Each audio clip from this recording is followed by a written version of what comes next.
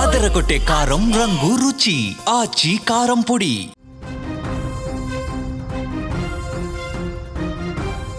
వైద్యులే విధ్వంసకారుల్లా మారారు.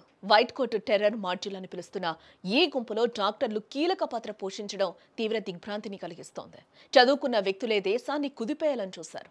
ఢిల్లీ పేరుడు విచారణలో దర్యాప్తు కొనసాగుతుండగా బయటకొస్తున్న విషయాలు కళ్ళు బయలుగా మేలా చేస్తూ ఉన్నాయి.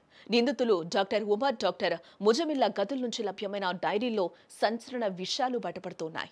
నవంబర్ 8 నుంచి 12 వరకు ప్లాన్ చేసిన భారీ పేలుళ్ల ప్రణాళికను కోడ్ భాషలో రాసినట్లు దర్యాప్తు సంస్థలు ఇప్పటికే గుర్తించినట్లు కూడా తెలుస్తోంది. మొత్తం 4 ప్రాంతాల్లో ఏకకాలంలో పేలుళ్లు జరపడానికి 8 మంది నిందితులు సిద్ధమైనట్లు డైరీలోని సమాచారం ద్వారా తెలుస్తోంది. ప్రతి టార్గెట్ కు ఒక జంటను కేటాయించడం జరిగింది. ఈ పేలుళ్ల కోసం వారు 1 లేదా 2 నెలలు కాదు 2.5 సంవత్సరాలుగా ప్రణాళికలు వేస్తున్నట్లు కూడా దర్యాప్తు సంస్థలు గుర్తించినట్లుగా సమాచారం. ఈ కుట్రను అత్యంత రహస్యంగా కాలేజ్ లెక్చరర్ల ముసుగులో నడిపారు. డైరీల నిండా ఆపరేషన్ అనే పదం పదే పదే రాస్తున్నట్లుగా కూడా వాళ్ళు గుర్తించారు. అలాగే నవంబర్ 8 నుండి 12 మధ్యలో పెద్ద ఎత్తున దాడులు చేయాలని ప్లాన్ చేసుకున్నట్లు కూడా తేదీలు స్పష్టం చేస్తూ ఉన్నాయి.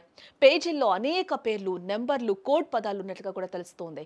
వీరి లక్ష్యం ఢిల్లీ మాత్రమే కాదు, వీరు మొత్తం 4 భారతీయ నగరాల్లో ఏకకాలంలో పేలుళ్లు నిర్వహించడానికి ప్రణాళిక వేశారు. ఇందుకోసం 8 మంది సభ్యులను, అంటే ప్రతి నగరానికి ఒక జంటను సిద్ధం చేసినట్లు కూడా తెలుస్తోంది. అలాగే ముజమిల్ అద్దెకు తీసుకున్న గదిలో సుమారు 2900 కిలోల అమోనియం నైట్రేట్ మరియు ఇతర పేలుడు పదార్థాలు లభించాయి. ఇది కేవలం ఢిల్లీ కోసం కాకుండా ప్లాన్ చేసిన మిగతా నగరాలకు కూడా సరిపడా స్టాక్ అని అధికారులు భావిస్తున్నారు. ఈ దాడుల కోసం నిందితులు దాదాపు 20 లక్షల నగదును సమకూర్చారు.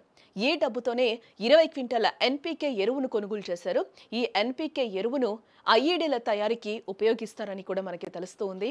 అలాగే డైరీలలో జమ్మూ అండ్ కాశ్మీర్, ఫరీదాబాద్ ప్రాంతాలకు చెందిన 25 నుంచి 30 మంది పేర్లు ఉన్నట్లుగా సమాచారం. ఇది ఈ మాడ్యూల్ యొక్క విస్తృత నెట్వర్క్ ను సూచిస్తోంది. ఉమర్ తన కార్యకలాపాలను సమన్వయం చేసుకోవడానికి సిగ్నల్ యాప్ లో ఒక గ్రూప్ ను కూడా సృష్టించాడు అనేదైతే ఇప్పటివరకు ఉన్న సమాచారం. ప్రస్తుతం హర్యానాలోని ఫరీదాబాద్ లో గల అల్ఫలా యూనివర్సిటీని జల్లెడపడుతూ ఉన్నారు అధికారులు. ఇక్కడే మెడికల్ కాలేజ్ ని బాయ్స్ హాస్టల్లో ఉండే 17వ నెంబర్ భవనం వీరి ఉగ్ర కార్యకలాపాలకు కేంద్రంగా ఉన్నట్లు దర్యాప్తు అధికారులు గుర్తించడం జరిగింది. ఇందులో ముజమిల్కు చెందిన 13వ నంబర్ గదిలోనే ఉగ్ర కుట్రలకు పథక రచన చేసినట్లు దర్యాప్తులో వెల్లడైంది. యూనివర్సిటీ ల్యాబ్ నుంచి కొన్ని రసాయనాలను తీసుకురావాలని ఉమర్, ముజమిల్ ప్లాన్ చేసినట్లు తెలిసింది. ఈ గదిలో పోలీసులు సోదాలు జరిపి కొన్ని కెమికల్స్, అలాగే డిజిటల్ పరికరాలు, పెన్ డ్రైవ్ లాంటివి స్వాధీనం చేసుకున్నట్లు కూడా తెలుస్తోంది. అలాగే వారు డైరీలో రాసుకున్న కోడ్లను ఛేదిస్తే ఇంకెన్ని సంచలనాలు బయటపడతాయో చూడాలి మరి.